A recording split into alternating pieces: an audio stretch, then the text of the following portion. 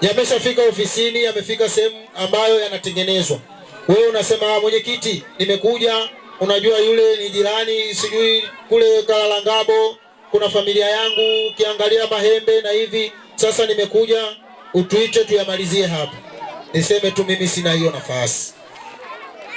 Mtoto namna hii akishafanywa tukio inamuumiza maisha yake yote. Maisha yake yote hana amani, hana furaha.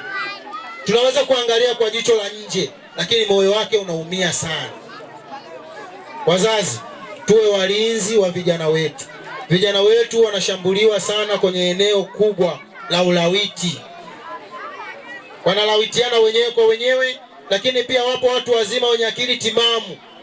Tena unakuta ni baba wa familia, ni mlezi wa familia, anamfanyia ukatili mtoto wa kiume. Na yeye ni mwanamume, anamfanyia ukatili binti mdogo. Ukweli inauma. Ulisikia hili jambo likizungumzwa hivi kama hadithi, lakini lisitokee kwenye jamii yako.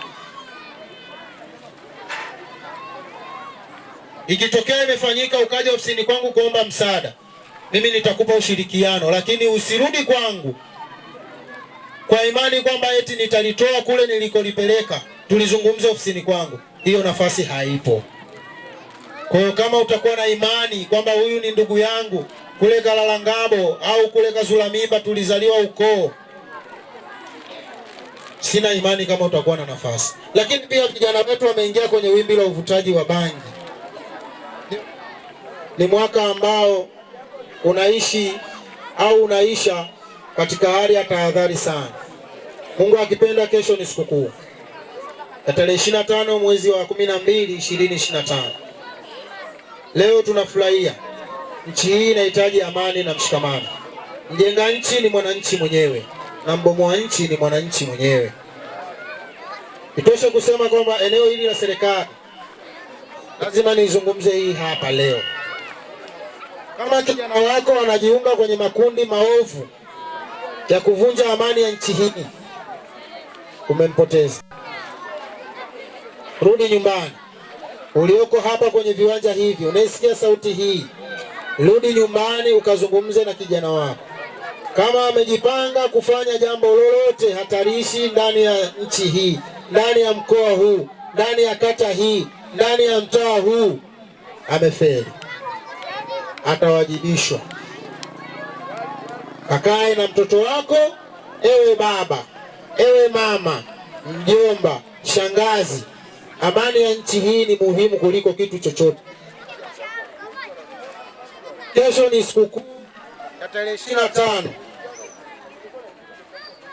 Hakikisha mtoto wako anakwenda kwenye matembezi salama na anarudi nyumbani akiwa salama baada ya ibada. Hakikisha mwanao anakwenda mazingira salama na anarudi nyumbani kwa wakati akiwa salama. Usimwache mtoto kiholela. Hata mbuzi inachungwa isile mazao ya watu, isiende kwenye maeneo ambayo sio yenyewe. Tuwalinde vijana wetu. Lakini kwa wale ambao tunajua kabisa tunatumia vilevi, vijana wa mtaa huu wa Kibirizi, ndugu zangu, tunywe kistaarabu. Serikali iko macho, serikali haijalala, serikali ya mtaa haijalala, serikali ya mkoa haijalala, serikali ya kata haijalala. Muonye mtoto wako katika maeneo ya uhalifu, uvunjifu wa amani, makundi yasiyokuwa rasmi, si sehemu salama. Niwahakikishie mtaa huu uko salama, kata hii iko salama. Wazazi, walezi, msiwe na wasiwasi. Mungu ameshatupigania, tuko salama. Lakini usalama unaanza na mimi na wewe. Kama una kijana wako ana matukio ya ajabu, narudia tena, kama una kijana wako ana matukio ya ajabu siku za sikukuu, mwambie mwanangu, bora urudi nyumbani niwe na kuona, kuliko kufanya matukio ambayo yatakupelekea nisikuone. Kwa maana utachukuliwa na vyombo vya dola, utapelekwa sehemu salama, utakuwa salama, lakini hautaonana na familia yako kwa sababu wewe ni mvunjifu wa amani, dola itakushughulikia.